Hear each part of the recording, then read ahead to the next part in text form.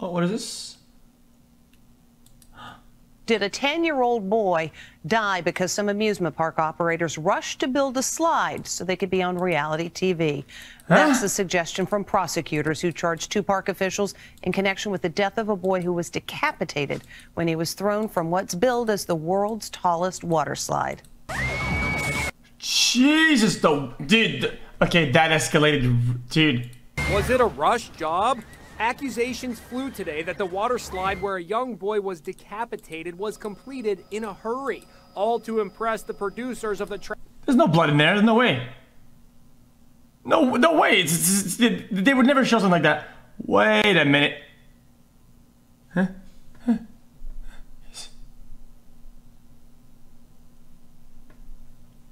The fuck?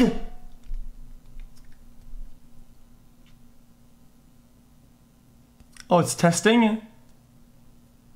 Guys, there's no H2S in there. Come on, man. Travel Channel show It's safe. water parks. A 20-count indictment says water park executives ignored warnings, destroyed documents, and skirted basic engineering flaws and forged ahead with the grand opening anyway. There's only one question to ask. Are you insane? The slide is called Verrückt, German for insane. Riders had to climb 264 stairs to reach the top, the same height as Niagara Falls. The making of the slide was featured on an episode of Extreme Water Parks in June 2014. Sandbags were used in place of passengers, and you can see them going airborne during test runs, a foreshadowing of the disaster to come. Oh, God! 10-year-old Caleb Schwab was decapitated when he was thrown from the slide in 2016, 2 years after it opened in Kansas City. The indictment says before Caleb's death, 14 other riders suffered injuries. Now, Park Director of Operations Tyler Austin Miles and co-owner Jeffrey Henry have been criminally charged in connection with the boy's death.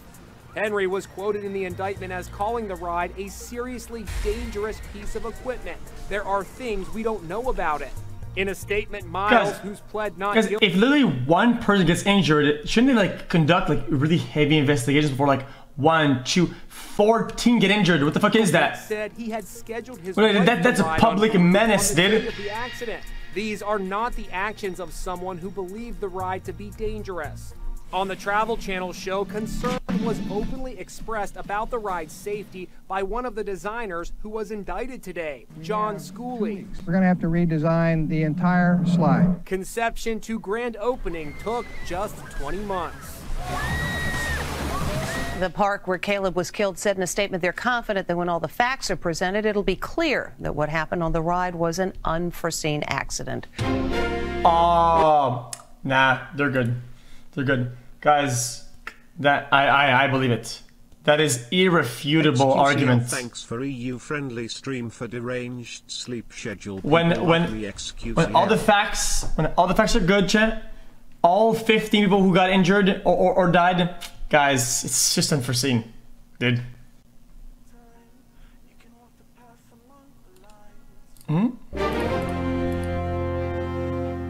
It was supposed to be a perfect first birthday party for sweet little Diana Romero in Port St. Lucie, Florida.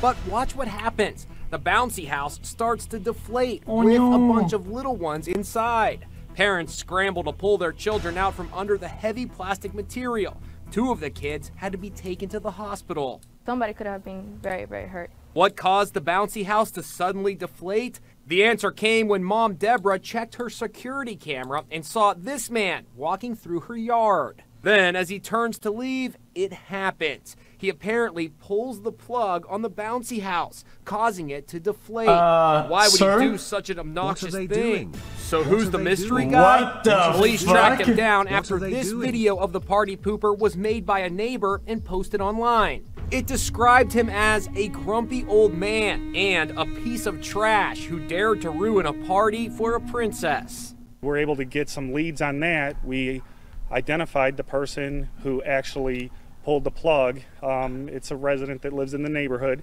Master Sergeant Frank Sobel says the man is not cooperating and has hired a lawyer. We suspect that he may have thought that he was disconnecting the DJ booth and the music, but instead it disconnected the power that goes to the bounce house. Oh my God. We've seen bouncy house dangers before, Grumpy but it's motherfucker, usually man. big wind doing the damage, not a cranky neighbor.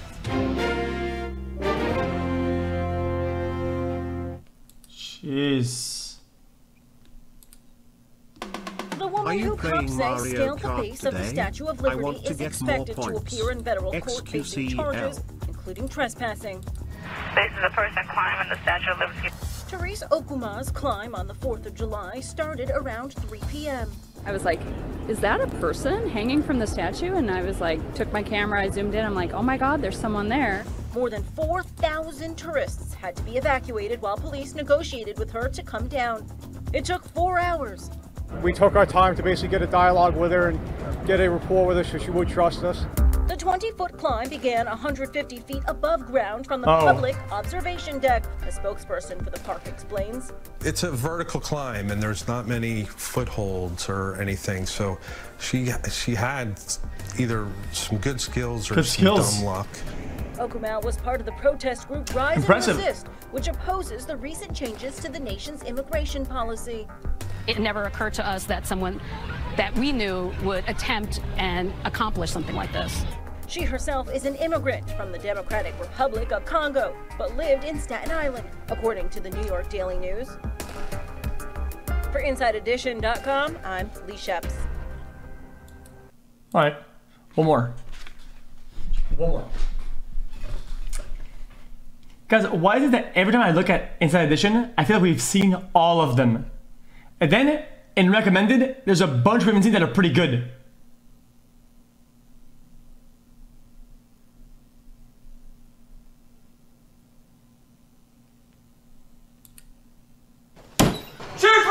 It's a terrifying moment as a SWAT team bursts in. But imagine if they've been summoned by a hoaxer. It's called swatting. When someone calls 911 to report a hostage. I'm not guys, this is kind of weird. That's just weird. That's weird.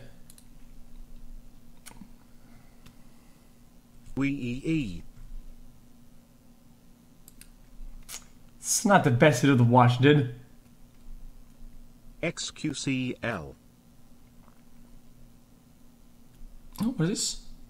Washington State's Duval Police Department recently had a chilling encounter.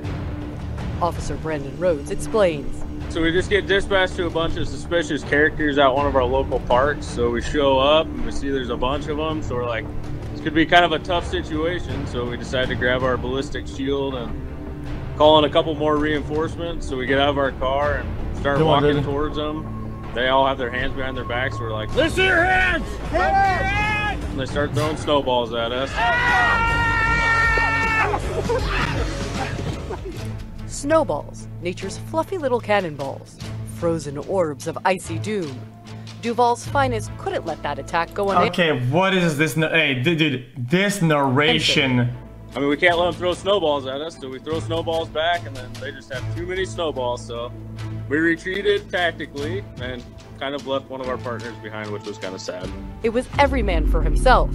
As what is the this? guys they left behind. We felt bad, but he. Chat, this is interesting. America! Oh, come on. You don't win this. Come on, Frankie. I know you can marinate. This is to get on the bus. Back up, Frankie. You got home for man. Tell if you lose, you're staying. One-on-one soldier tug of war, Canada, USA. Get the tension, get the tension. All right, you're going to the line. You're going to the line. All right, guys. Go, Sally. On three. 1, 2, 3. Go, Sally. Come on, Sally. Come on,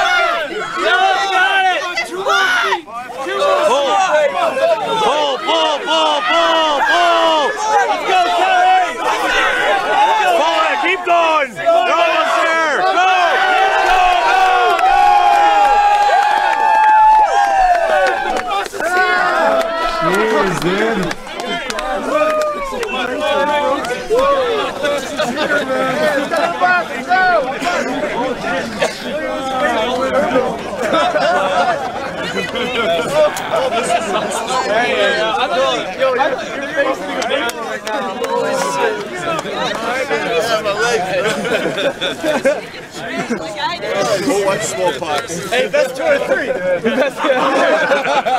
think he bent it. That's pretty fun, dude. Pretty pog, pretty pog.